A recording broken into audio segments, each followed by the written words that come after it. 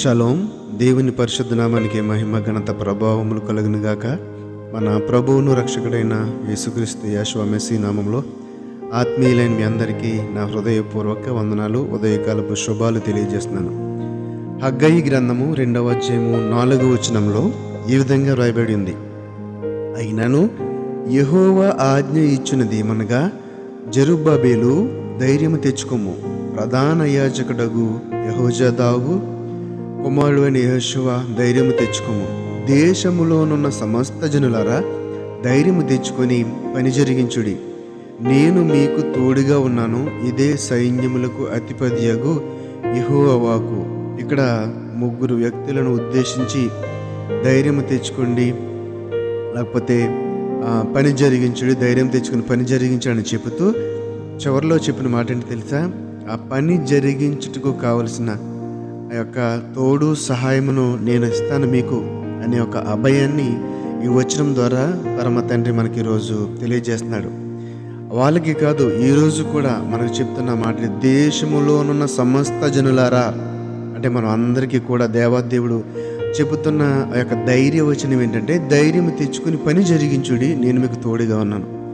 ఎందుకంటే కొన్నిసార్లు ముందడుగు వేయాలంటే ఏదో తెలియని భయము, అయ్యో నేను చేయలేనేమో, అయ్యో లేకపోతే నేను పాడలేనేమో, అయ్యో నేను సాక్ష్యం చెప్పలేనేమో, లేకపోతే ఏదైనా ఇంటర్వ్యూకి వెళ్తున్నప్పుడు నేను పాస్ అయ్యానేమో, పరీక్షకి వెళ్తున్నప్పుడు నేను పాస్ అవ్వలేనేమో, సరిగ్గా చదవలేనేమో, ఇలాగా పని విషయంలోనూ, చదువుల విషయంలోనూ, ఉద్యోగాల విషయంలోనూ, అన్ని విషయాలను కూడా డౌట్ చేయలేనేమో.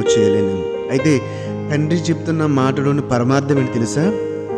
మీరు నా మీద ఆధారపడి నా వైపు చూస్తూ నన్ను ముందు పెట్టుకుని మీరు వెళ్ళండి, మీరు పని చేయండి, నేను మీకు తోడుగా ఉన్నాను. నేను మీకు తోడుగా ఉంటే కనుక మీరు వేసే ప్రతి అడుగు కూడా విజయవంతమే, సక్సెస్ఫుల్గానే పడుతుంది, పడవలసిన చోటే పడుతుంది.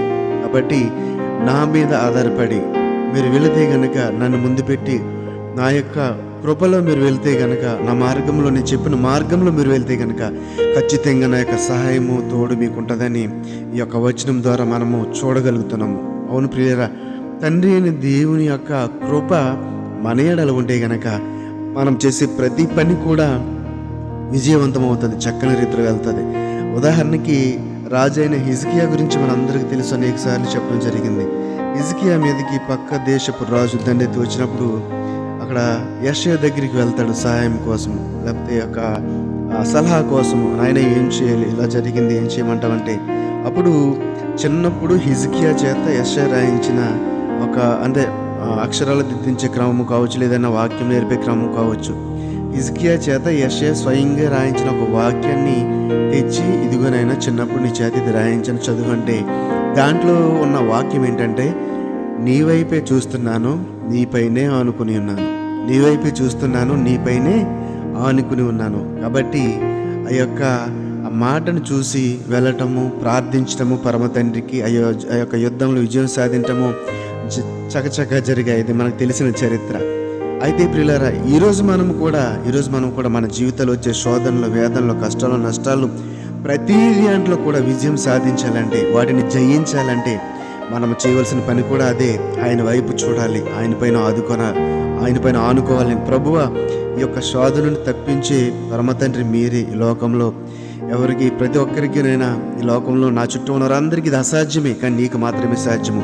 అందుకే ప్రభువా, నీ వైపు చూస్తున్నాను తండ్రి, నీపైనే ఆధారపడ్డాను ప్రభువా, నన్ను ఈ యొక్క శోధనలోని తప్పించు, వేదన నుంచి తొలగించు, నా హృదయమును బలపరచు, నాకు ధైర్యం కలిగించు అని తండ్రిని అడిగితే కనుక ఖచ్చితంగా మన మీద ఆయన చూపిన కృపను బట్టి, ఎలా అయితే తన ఉచితమైన కృప చేత మనకు రక్షణ ఇచ్చాడో ఆ తండ్రి, ఆ యెహోవా మెస్సీ యేసుక్రీస్తు మనల్ని ఖచ్చితంగా ఆ యొక్క ఊబి నుండి లేవనెత్తి, ఎందుకంటే ఆయన వైపు చూసాం కదా, ఆయన అడిగాం కదా, మీరే నా దేవుడు, మీరు తప్ప ఎవరూ చేయలేమని ఆయన అడిగాం కదా, అందుకని ఖచ్చితంగా మన జీవితంలో ఆ కార్యమును చేస్తాడని చెప్పడంలో ఎటువంటి సందేహం లేదు. కాబట్టి నా ప్రియమైన సహోదరులారా, ఎవరైతే ఈ మాటలు వింటున్న మీలో ఇంకా అనేకమైన శోధనలో, వేదనలో, ఆ యొక్క పాపం చేత పట్టబడి బంధకాల నుండి విడుదల పొందలేక ఉన్నారో, ప్రభువా నాలో కోరిక అయితే ఉంది, ప్రభువా నీకు లోబడి జీవించాలని కోరిక నాలో ఉంది, నీ చిత్త ప్రకారం జీవించాలని కోరిక నాలో ఉంది, కానీ జయించలేకపోతున్నాను. ఈ లోక ఆకర్షణలను బయటపడలేకపోతున్నాను. శరీరేచ్ఛలను విడుదల పొందలేకపోతున్నాను. ప్రభు నీ వైపు చూస్తున్నాను తండ్రి. మీరే కదా ప్రభు అన్నారు, నేను మీకు తోడుగా ఉంటాను, పని జరిగించిందని. నన్ను నా పని జరిగించిన ప్రభు ఈ యొక్క భయంకరమైన పాపపు ఊబి నుండి విడుదల కలిగించిన ఆయన నీ చిత్తం ప్రకరించి కృపను దయచని అడిగితే గనక తండ్రి అయిన దేవుడు నీపైన నాపైన జాలి తలిచి, అయ్యో నా పిల్లలు బలహీనులు పాపమును జయించలేకుండా ఉన్నారని చెప్పి మనకు ఆ యొక్క శక్తిని బలమును ఇచ్చి ఆ పాపపు ఊబి నుండి విడుదల కలిగించి మరెప్పుడు కూడా ఆ యొక్క పాపంలో మళ్ళీ పడిపోకుండా, ఆ యొక్క కష్టంలో, నష్టంలో, శోధనలో మరలా పడిపోకుండా ఆయన మనల్ని విడిపించడానికి సిద్ధంగా ఉన్నాడు. కాబట్టి ఆలస్యం చేయకుండా మనమందరం కూడా ఆయన చెప్పిన మాటను బట్టి, నేను మీకు తోడుగా ఉన్నానని ఆయన చెప్పిన మాటను బట్టి ఆయన వైపు చూద్దాము, ఆయన మీద ఆనుకుందాము, ఆయన అడుగుదాము, ఆయన కృపను పొందుకుందాము. ఈ యొక్క మాటను బట్టి దేవుడు మన ఆత్మలను బలపరిచి స్థిరపరిచి నడిపించును గాక. ఆమేన్. పరిశుద్ధుడా, మహోన్నతుడా, మమ్మల్ని కన్న తండ్రి, నీ పరిశుద్ధమైన నామనికి వందనాలు, స్తుతులు, స్తోత్రాలు. అల్పులము, అయోగ్యులం ప్రభా, పాపము జయించలేని స్థితిలో ఉన్నవారం ప్రభా, నీ శక్తి, నీ బలం కావాలి నాయన. ఈరోజు మీరు మాతో చెప్పారు కదా తండ్రి, నేను మీకు తోడై ఉన్నానని. అవును ప్రభా, నీ తోడు కావాలి, నీ సహాయం కావాలి నాయన. నీ మీదే మేము ఆధారపడుతున్నాం ప్రభా, నీ వైపే చూస్తున్నాం తండ్రి. మాకు విడుదల కలిగించండి తండ్రి ప్రభా. ఈ యొక్క కష్టంలోంచి, నష్టంలోంచి, శోధనలోంచి నేను మమ్మల్ని తప్పించండి తండ్రి ప్రభా. కుటుంబంలో శాంతిని, సమాధానం దయచేయండి. నీ యొక్క ఆత్మలో ఈ యొక్క బలమును, శక్తిని, బలమును దయచేయండి ప్రభా. నేను అడుగుచున్నాం తండ్రి. నాయన మాకు దయచేయండి, కృపను అనుగ్రహించండి, చిత్తం నెరవేర్చండి. నజరేయుడైన యేసుక్రీస్తు యెహోవా మెస్సీయ నామములో ప్రార్థన అడిగి వేడుకొనుచున్నాము తండ్రి. ఆమేన్, ఆమేన్. షాలోమ్. అందరికీ వందనాలు. షాలోమ్.